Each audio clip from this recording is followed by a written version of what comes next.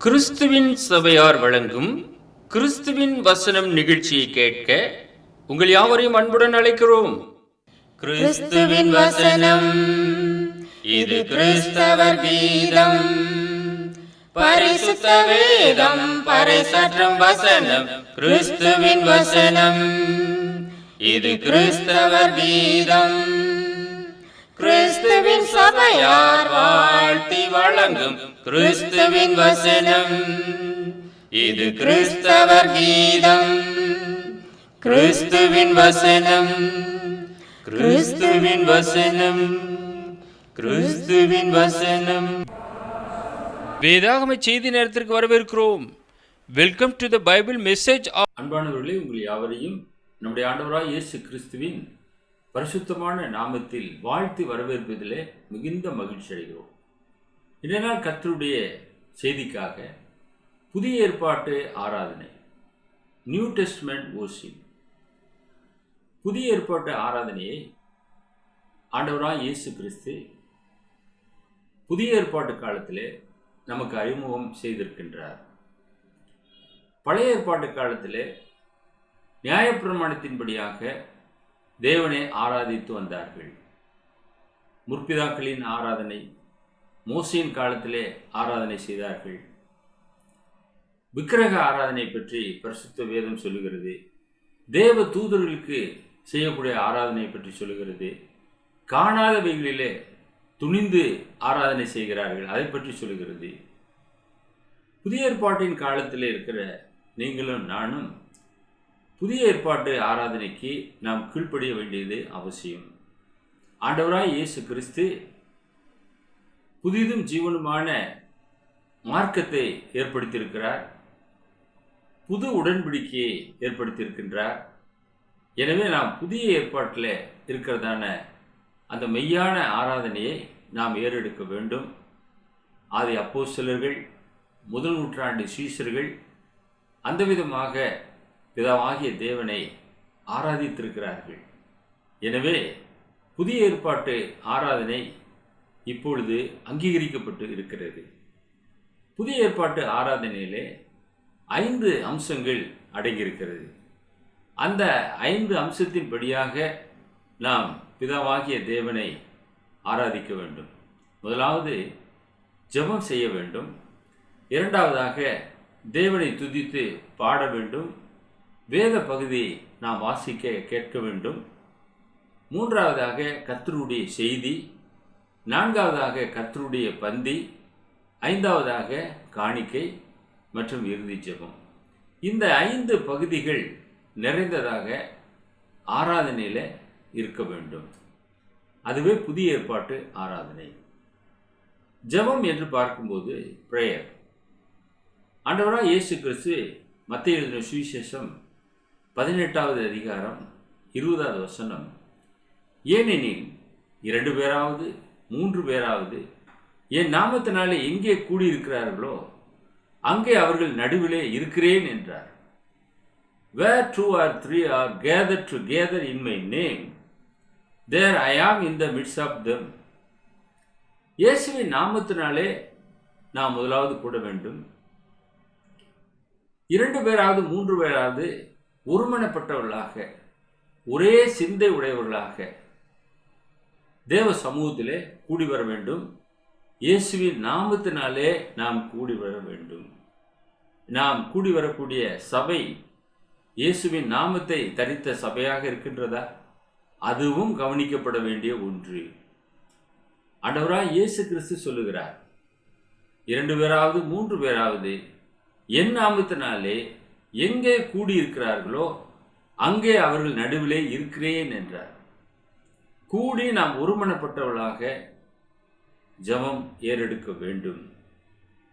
1 கொரிந்தியர் 16வது அதிகாரம் 19வது வசனத்திலே ஆக்கில்லா மற்றும் பிரிஸ்கில்லாளை பற்றி நாம் படிக்கின்றோம்.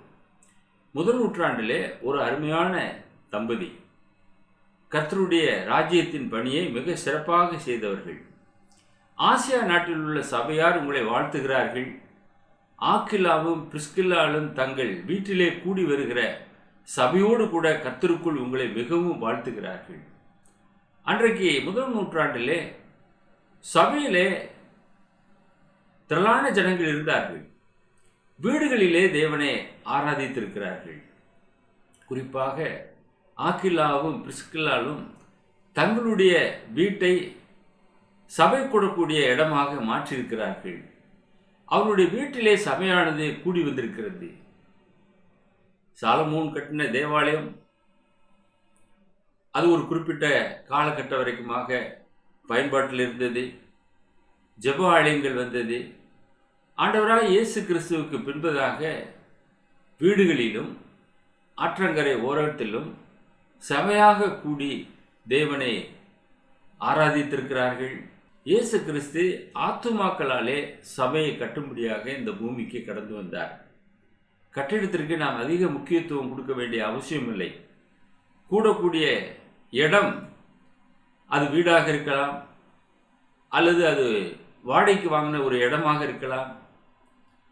நம்முடைய தகுதிக்கு ஏற்றாற் போல ஒரு இடத்தை நாம் தேர்வு செய்து அங்கே நாம் சபையாக கூடி பிதாவாகிய தேவனை ஆராதிக்க வேண்டும்.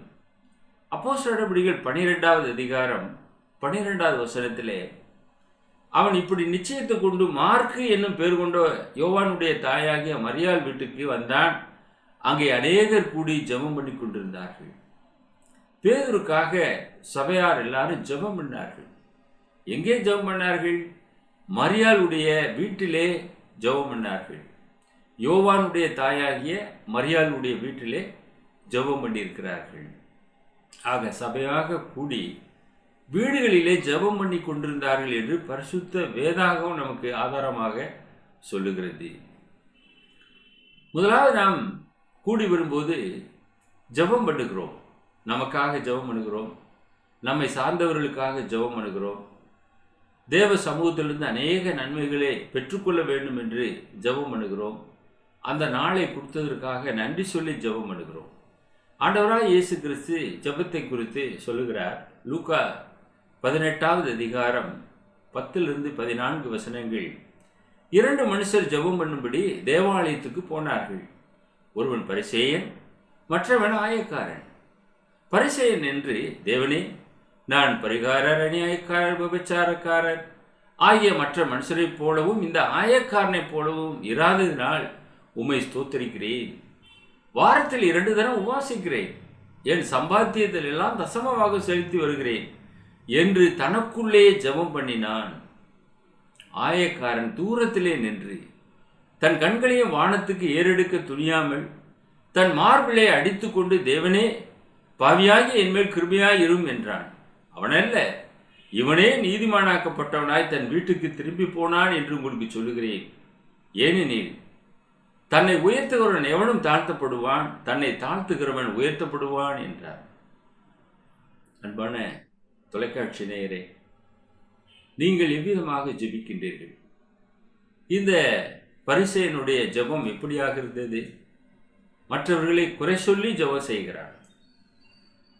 நான் பரிகாரர், அநியாயக்காரர், விபச்சாரக்காரர் ஆகிய மற்ற மனுஷரைப் போலவும் இங்கே ஜெபிக்கும்படியாக வந்திருக்கிறானே ஒரு ஆயக்காரன், அவனைப் போலவும் இராததினாலே உமக்கு ஸ்தோத்திரம் செலுத்துகிறேன் என்று சொல்லுகிறார்.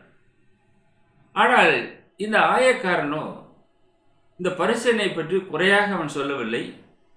கண்களையும் வானத்துக்கு ஏறெடுக்க துணியாமல் தன் மார்பிலே அடித்துக் கொள்ளுகிறான். தேவனே, பாவியாகிய என்மேல் கிருபையாய் இரும் என்று சொல்லி தன்னை தாழ்த்தி ஜெபம் பண்ணுகிறான்.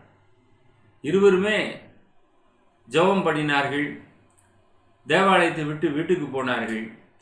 ஆனால் யாருடைய ஜெபம் ஏற்கப்பட்டதாக ஆண்டவர் சொல்லுகிறார்? ஆயக்காரனுடைய ஜெபம்தான் ஏற்கப்பட்டது. அன்பான நேயரே, உங்களுடைய ஜெபம் தேவ சமூகத்தை நோக்கி எப்படிப்பட்டதாக இருக்கிறது? இந்த ஆயக்காரனை போல ஜெபிக்க கற்றுக்கொள்ளுங்கள். 1 தெசலோனிக்கர் 5:17 வாசிக்கிறோம், இடைவிடாமல் ஜெபம் பண்ணுங்கள். Pray without ceasing. இடைவிடாமல் நாம் ஜெபம் பண்ண கற்றுக்கொள்ள வேண்டும். ஆக சபையிலே முதலாவது கூடும்போது ஜெபத்திற்கு முதலிடம் கொடுக்க வேண்டும். 2வது பாடல் மற்றும் வேத வாசிப்பு, சாங் அண்ட் பைபிள் ரீடிங். இயேசு வாசித்தார். லூக்கா எழுதின சுவிசேஷம் 4வது அதிகாரம் 17 முதல் 20 வசனங்கள்.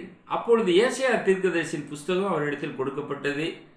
அவர் புஸ்தகத்தை வாசித்த போது, கர்த்தருடைய ஆவியானவர் என்மேல் இருக்கிறார், தரித்திரருக்கு சுவிசேஷத்தை பிரசங்கிக்கும்படி என்னை அபிஷேகம் பண்ணினார், இருதயம் நறுங்குண்டவர்களை குணமாக்கவும், சிறைப்பட்டவர்களுக்கு விடுதலையும், குருடருக்கு பார்வையும் பிரசித்தப்படுத்தவும், நொறுங்குண்டவர்களை விடுதலையாக்கவும், கர்த்தருடைய அனுக்கிரக வருஷத்தை பிரசித்தப்படுத்தவும் என்னை அனுப்பினார் என்று எழுதியிருக்கிற இடத்தை அவர் கண்டு வாசித்து புஸ்தகத்தை சுருட்டி பணிவிடைக்காரரிடத்தில் கொடுத்து உட்கார்ந்தார்.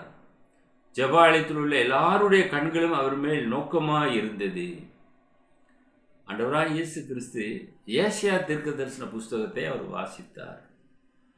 சபையிலே நாம் கூடி வந்திருக்கும் போது ஒரு நீதிமொழிகள் புஸ்தகத்தை நாம் வாசிக்கலாம், சங்கீத புஸ்தகத்திலிருந்து ஏதாவது ஒரு சங்கீதத்தை நாம் வாசிக்கலாம். பிறகு புதிய ஏற்பாட்டிலே என்ன கர்த்தருடைய செய்தியை பிரசங்கிக்கிறாரோ அந்த செய்திக்கு ஏற்றாற்போல உள்ள வசனங்களை வாசிப்பது சபையினுடைய எழுப்புதலுக்கு அது பிரயோஜனமாக இருக்கும். அந்த விதமாக புதிய ஏற்பாட்டில் ஒரு பகுதியை நாம் வாசிக்க வேண்டும். சபையாக கூடி வரும்போது வாசிப்பதன் மூலமாக அநேக நன்மைகளை நாம் பெறுகின்றோம். எபேசியர் 5வது அதிகாரம் 19 21 வசனங்கள் பார்க்கும்போது, சங்கீதங்களினாலும் கீர்த்தனைகளினாலும் ஞான பாட்டுகளினாலும் ஒருவருக்கொருவர் புத்தி சொல்லி கொண்டு உங்கள் இருதயத்தில் கர்த்தரை பாடி கீர்த்தனம் பண்ணி நம்முடைய கர்த்தராகிய இயேசு கிறிஸ்துவின் நாமத்தினாலே எப்போதும் எல்லாவற்றிற்காகவும் பிதாவாகிய தேவனை ஸ்தோத்தரித்து தெய்வ பயத்தோடு ஒருவருக்கொருவர் கீழ்ப்படிந்திருங்கள். சபையாக நாம் கூடி வரும்போது சங்கீதங்களினாலும் கீர்த்தனைகளினாலும் ஞான பாட்டுகளினாலும் நாம் பாட வேண்டும். சங்கீதம் என்றாவே பாடல் தான், அது வாத்திய கருவிகள் அல்ல. அநேகர் தவறாக புரிந்து கொள்கிறார்கள். தம்புரத்தோடும் நரணத்தோடும் தாவீது ஆடி பாடினார். தாவீது பலியும் செலுத்தினார், ஆடு மாடுகளை பலியிட்டார். நாம் பலியிடுகிறோமா? ஆக தாவீது செய்த ஒரு காரியத்தை எடுத்துக்கொண்டு மற்றொரு காரியத்தை விட்டுவிடுவது, தாவீது ஏறெடுத்த அந்த ஆராதனைக்கு நாம் கடந்து போய் விடுகிறோம்.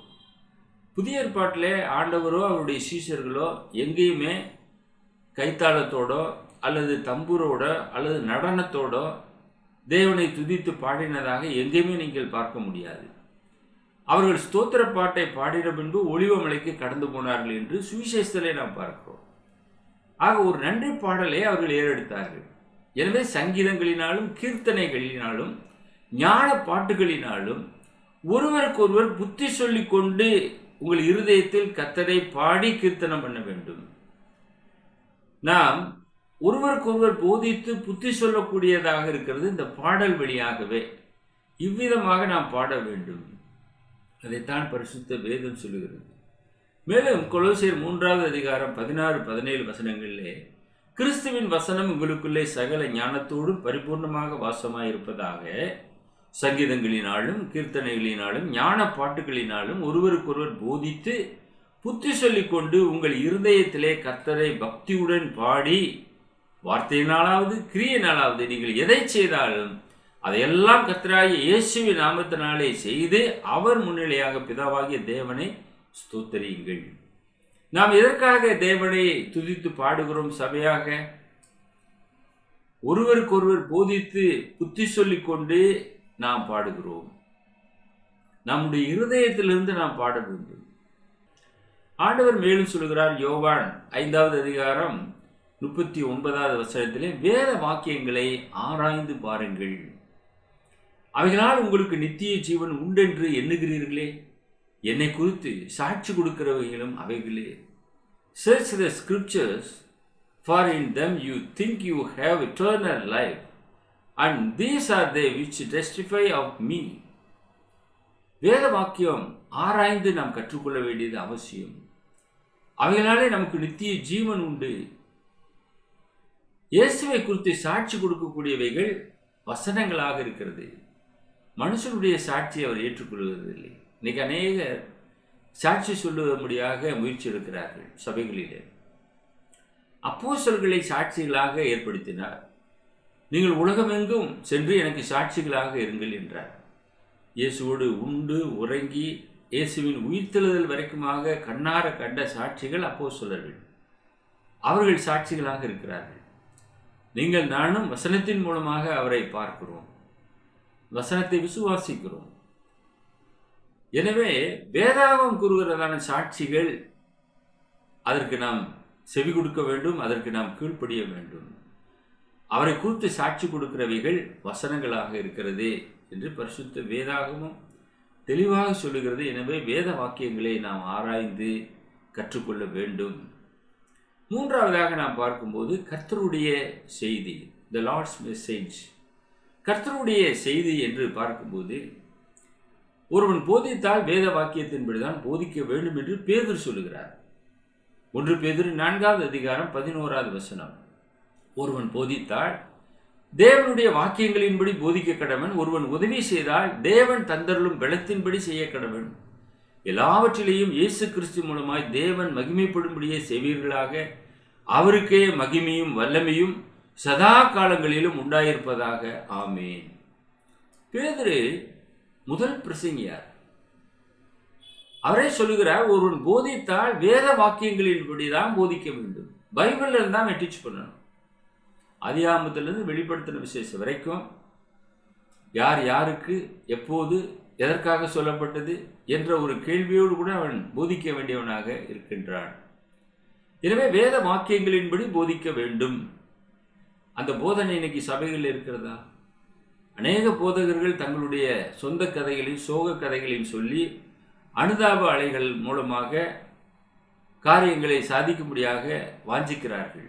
ஆனால் புதிய ஏற்பாட்டிலே பார்க்கும்போது அப்போஸ்தலர்களாக இருந்தாலும் சரி, சீஷர்களாக இருந்தாலும் சரி, மற்ற விசுவாசிகளாக இருந்தாலும் சரி, எல்லோருமே கர்த்தருடைய வார்த்தையின்படியே போதித்தார்கள்.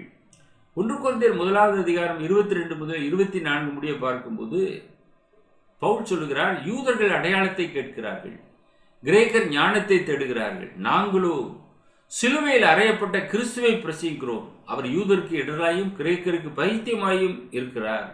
ஆகிலும் யூதனானாலும் கிரேக்கரானாலும் எவர்கள் அழைக்கப்பட்டிருக்கிறார்களோ அவர்களுக்கு கிறிஸ்து தேவ பலனும் தேவ ஞானமுமாயிருக்கிறார்.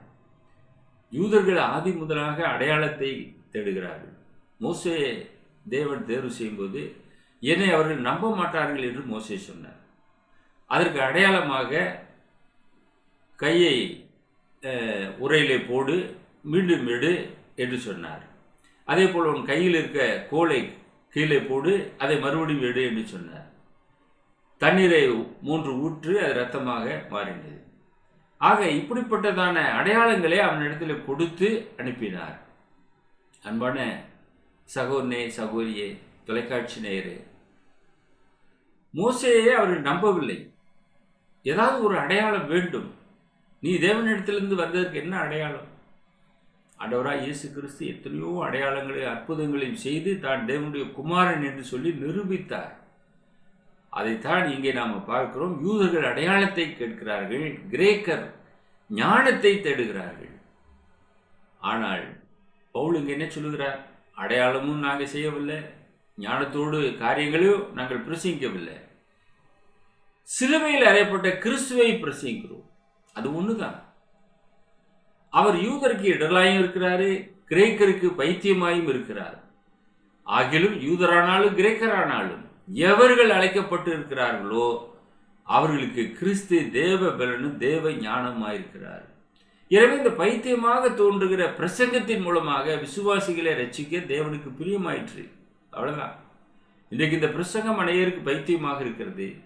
ஆனால் அந்த பைத்தியமாக தோன்றக்கூடிய பிரசங்கத்தின் மூலமாக தான் ரட்சிக்கும்படியாக தேவன் விரும்புகிறார். எனவே அப்போஸ்தலர் நடவடிக்கைகள் 2வது அதிகாரத்தில் பேதுரு பிரசங்கிக்கிறார். பாருங்க, 36லிருந்து 41 வசனங்கள் வாசிக்கிறோம். ஆகையால் நீங்கள் சிலுவையில் அறைந்த இந்த இயேசுவை தேவன் ஆண்டவரும் கிறிஸ்துவும் ஆக்கினார் என்று இஸ்ரவேல் குடும்பத்தார் யாவரும் நிச்சயமாய் அறிய கடவர்கள் என்றான். இதை அவர்கள் கேட்டபோது இருதயத்தில் குத்தப்பட்டவர்களாகி பேதுருவையும் மற்ற அப்போஸ்தலரை பார்த்து, சகோதரரே, நாங்கள் என்ன செய்ய வேண்டும் என்றார்கள். அதற்கு பேதுரு அவர்களை நோக்கி, நீங்கள் மனம் திரும்பி ஒவ்வொருவரும் பாவ மன்னிப்பு கேட்டு இயேசு கிறிஸ்துவின் நாமத்தினாலே ஞானஸ்நானம் பெற்றுக்கொள்ளுங்கள். அப்போது பரிசுத்த ஆவியின் வரத்தை பெறுவீர்கள். வாக்குத்தத்தமானது உங்களுக்கும் உங்கள் பிள்ளைகளுக்கும் நம்முடைய தேவனாகிய கர்த்தர் வரவழைக்கும் உள்ள தூரத்தில் உள்ள யாவருக்கும் உண்டாயிருக்கிறது என்று சொல்லி இன்னும் அநேக வார்த்தைகளாலும் சாட்சி கூறி மாறுபாடுள்ள இந்த சந்ததியை விட்டு விலகி உங்களை ரட்சித்துக் கொள்ளுங்கள் என்றும் புத்தி சொன்னான். அவருடைய வார்த்தையை சந்தோஷமாக ஏற்றுக்கொண்டவர்கள் ஞானஸ்நானம் பெற்றார்கள். அன்றைய தினம் ஏறக்குறைய 3000 பேர் சேர்த்துக் கொள்ளப்பட்டார்கள். பேதுரு எவ்விதமாக பிரசங்கித்தார்? இயேசுவை குறித்து பிரசங்கித்தார். நீங்கள் சிலுவையிலே அறைந்த இந்த இயேசுவையே தேவன் ஆண்டவரும் கிறிஸ்துவாக்கினார் என்று இஸ்ரவேல் குடும்பத்தார் யாவரும் நிச்சயமாய் அறிய கடவர்கள் என்றார். இதை கேட்ட அந்த ஜனங்கள் அநேகர் மனம் திரும்பினார்கள். இருதயத்தில் குத்தப்பட்டு, சகோதரே, நாங்கள் என்ன செய்ய வேண்டும் என்ற ஒரு கேள்வியை கேட்டார்கள். நீங்கள் மனம் திரும்பி ஒவ்வொருவரும் பாவ மன்னிப்புக்கென்று இயேசு கிறிஸ்துவின் நாமத்தினாலே ஞானஸ்நானம் பெற்றுக் கொள்ளுங்கள், அப்போது பரிசுத்த ஆவியை பெறுவீர்கள் என்ற அந்த வார்த்தையை கேட்ட உடனே கீழ்ப்படிந்தார்கள். 3000 பேர் ஞானஸ்நானம் பெற்று கர்த்தருடைய சபையிலே சேர்க்கப்பட்டார்கள். ரட்சிக்கப்படுகிறவர்களை கர்த்தர் சபையிலே சேர்த்து கொண்டு வந்தார் என்று 47வது வசனத்திலே நாம் படிக்கிறோம். அன்பான சகோதரனே, சகோதரியே, தொலைக்காட்சி நேயரே, நீ இந்த விதமாக மனம் திரும்பி பாவ மன்னிப்புக்கென்று ஞானஸ்நானம் பெறுவாய் என்றால் உன்னை கர்த்தர் தம்முடைய சபையிலே சேர்ப்பார். அவர் ஒரே ஒரு சபையைத்தான் சம்பாதித்தார். அது அவருடைய சபையாக இருக்கிறது. அது புதிய ஏற்பாட்டின் சபையாக இருக்கிறது என்பதை நீங்கள் அறிந்து கொள்ளுங்கள்.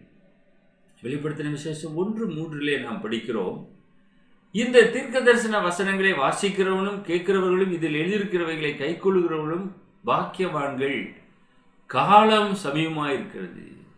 Blessed is he who reads and those who hear the words of this prophecy and keep those things which are written in it, for the time is at hand. காலம் சமீபமாக இருக்கிறது. இதை வாசிக்கிறவர்களும் கேட்கிறவர்களும் எழுதியிருக்கிறவைகளை கைக்கொள்ளுகிறவர்களும் பாக்கியவான்கள். நீங்கள் பாக்கியவான்களாக இருக்க வேண்டும் என்றால் கர்த்தருடைய செய்திக்கு செவி கொடுங்கள். ஆராதனையிலே 4வது பகுதியாக கர்த்தருடைய பந்தி, இந்த லார்ட்ஸ் சப்பர், வாரத்தின் முதல் நாளில் தான் கர்த்தருடைய பந்தி எடுக்க வேண்டும். பரிசுத்த வேதம் அதைத்தான் சொல்லுகிறது. வாரத்தின் முதல் நாளில் அப்பம் விற்கும்படி சீஷர்கள் கூடி வந்திருக்கையில் பவுல் மறுநாளிலே புறப்பட வேண்டும் என்று இருந்து அவர்களுடைய சம்பாஷித்து நடுராத்திரி மட்டும் பிரசங்கித்தான். அப்போ வாரத்தின் முதல் நாளில் தான் சபையாக அவர்கள் கூடியிருக்கிறார்கள் என்று நாம் அறிந்து கொள்கிறோம். 1 கொரிந்தியர் 11வது அதிகாரம் 23 26 வரைக்கும் நாம் பார்க்கும்போது, நான் உங்களுக்கு ஒப்புவித்ததை கர்த்தரிடத்தில் பெற்றுக்கொண்டேன். என்னவெனில், கர்த்தராகிய இயேசு தாம் காட்டிக் கொடுக்கப்பட்ட அன்று ராத்திரியில் அப்பத்தை எடுத்து ஸ்தோத்திரம் பண்ணி அதை பிட்டு, நீங்கள் வாங்கி புசியுங்கள், இது உங்களுக்காக பிற்கப்படுகிற என்னுடைய சரீரமாக இருக்கிறது, என்னை நினைவு கூறும்படி இதை செய்யுங்கள் என்றார். போஜனம் பண்ணின பின்பு அவர் அந்தபடியே பாத்திரத்தையும் எடுத்து, இந்த பாத்திரம் என் இரத்தத்தினாலாகிய புதிய உடன்படிக்கையாக இருக்கிறது, நீங்கள் இதை பானம் பண்ணும் போதெல்லாம் என்னை நினைவு கூறும்படி இதை செய்யுங்கள் என்றார். ஆகையால் நீங்கள் இந்த அப்பத்தை புசித்து இந்த பாத்திரத்தில் பானம் பண்ணும் போதெல்லாம் கர்த்தர் வருமளவும் அவருடைய மரணத்தை தெரிவிக்கிறீர்கள். பவுல் ஒப்புவித்த காரியம் கர்த்தரிடத்திலே பெற்றுக்கொண்டேன் என்று சொல்கிறார். கர்த்தராகிய இயேசு கிறிஸ்து இதை அவர்களுக்கு கற்றுக் கொடுத்தார். ஆதி அப்போஸ்தலர்கள் கற்றுக்கொண்டார்கள். அப்போஸ்தலனாகிய பவுலும் இதை குறித்து கொரிந்து சபையாருக்கு எழுதியிருக்கிறார். மேலும் 1 கொரிந்தியர் 10வது அதிகாரம் 16-17 வசனங்கள், நாம் ஆசீர்வதிக்கிற ஆசீர்வாதத்தின் பாத்திரம் கிறிஸ்துவனுடைய இரத்தத்தின் ஐக்கியமாய் இருக்கிறது அல்லவா? நாம் பிற்கிற அப்பம் கிறிஸ்துவனுடைய சரீரத்தின் ஐக்கியமாய் இருக்கிறது அல்லவா? அந்த ஒரே அப்பத்தில் நாம் எல்லாரும் பங்கு பெறுகிறபடியா அநேகரான நாம் ஒரே அப்பமும் ஒரே சரீரமாக இருக்கிறோம். எதற்காக ஒரே அப்பம் வைக்கப்படுகிறது? அநேகரான நாம் ஒரே அப்பமாக இருக்கிறோம்.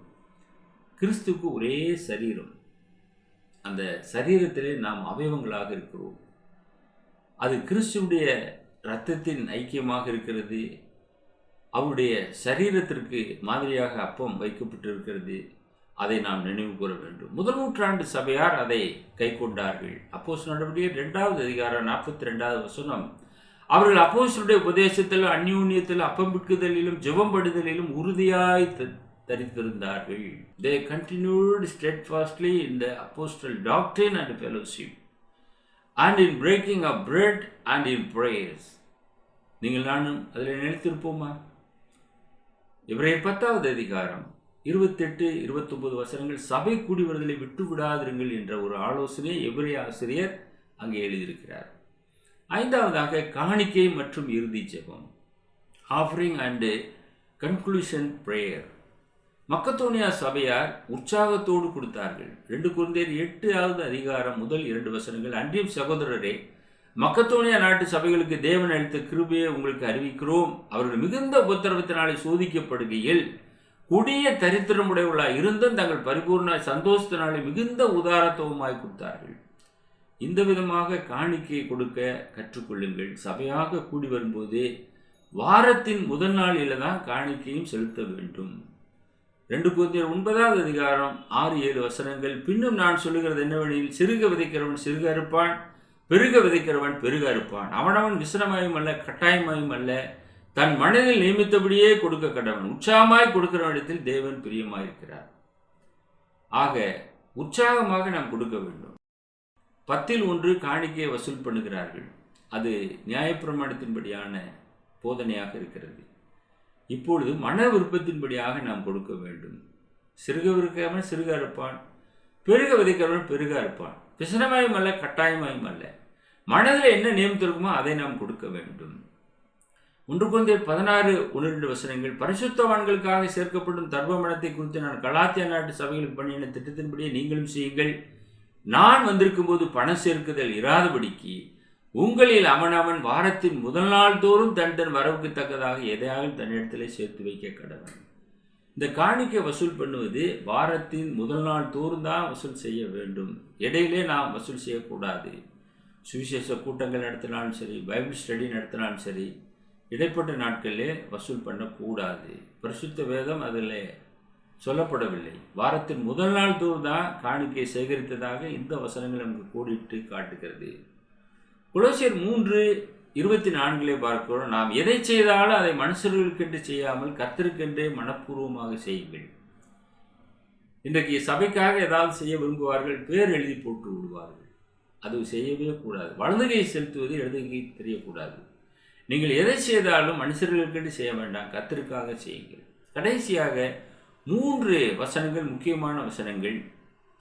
புத்தி உள்ள ஆராதனை, ரோமர் 12:1. அப்படி இருக்க சகோதரரே, நீங்கள் உங்கள் சரீரங்களை பரிசுத்தமும் தேவனுக்கு பிரியமான ஜீவ பலியாக ஒப்பு கொடுக்க வேண்டும் என்று தேவனுடைய இரக்கங்களை முன்னிட்டு உங்களை வேண்டிக் கொள்கிறேன்.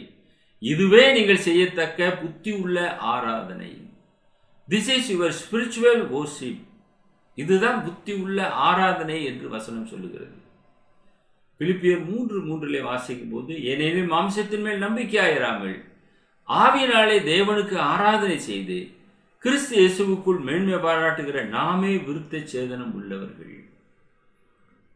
ஓல்ட் டெஸ்டமென்ட் வொர்ஷிப்பை காட்டிலும் மேலான ஒரு வொர்ஷிப் ஸ்பிரிச்சுவல் வொர்ஷிப். ஆவியினாலே தேவனுக்கு ஆராதனை செய்து கிறிஸ்து இயேசுவுக்குள் மேன்மை பாராட்டுகிற நாமே விருத்த சேதனம் உள்ளவர்கள். அவர்கள் கையினால் விருத்த சேதனம் பெற்றார்கள், நாம் இருதயத்திலே விருத்த சேதனம் படுகிறோம்.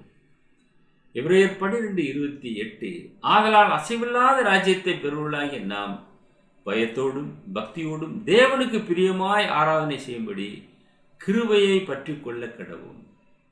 தேவ கிருபையை பற்றி கொள்ளுங்கள். அந்த ஆராதனை தான் சிறப்பான ஆராதனையாக இருக்கிறது. புதிய ஏற்பாட்டு ஆராதனையை தேவனுக்கு ஏறெடுங்கள். தேவனுடைய விருப்பத்தின்படியாக ஆராதனை செய்யுங்கள். தேவனுக்கு விருப்பமில்லாத எந்த ஒரு ஆராதனையை நீங்கள் செய்தாலும் அதை அவர் ஏற்றுக்கொள்ளவே மாட்டார். வேதாமத்தின்படியாக ஆராதனை செய்யுங்கள். ஆண்டவராய் இயேசு கிறிஸ்து ஏற்படுத்தின அந்த புதிய ஏற்பாட்டு ஆராதனையின்படியாக பிதாவாகிய தேவனை ஆராதனை செய்யுங்கள். இந்த 5 பகுதிகளை கொண்ட ஆராதனையாக உங்களுடைய சபை கூடுகையானது இருக்கட்டும். தேவன் உங்களை ஆசீர்வதிப்பாராக. உங்களுக்காக நாங்கள் ஜெபம் செய்கிறோம். பரலோகத்திலே வாசம் செய்து எங்களை அனுதினம் கண்ணோக்கி பார்த்து கொண்டிருக்கிற எங்கள் பிதாவே, நீர் விரும்புகிறபடியாக உமக்கு நாங்கள் ஆராதனை ஏறெடுக்கத்தக்கதாக இந்த வேத சத்தியத்தின் மூலமாக உம்முடைய வார்த்தைகளை கொடுக்க நீர் உதவி செய்த கிருபைக்காக நன்றி செலுத்துகிறோம். கேட்ட அருமையான நேயர்கள், கிறிஸ்துக்குள்ளாக இருக்கக்கூடிய அருமையான சகோதர சகோதரிகள் சிந்தித்து உமக்கு ஏற்புடைய ஆராதனை ஏறெடுக்க அவர்களுக்கு உதவி தர வேண்டுமாய் இயேசுவின் பரிசுத்தமான நாமத்தில் இந்த ஜெபத்தை தாழ்மையோடு ஏறெடுக்கிறோம் எங்கள் பரலோகத்தின் பிதாவே. ஆமென்.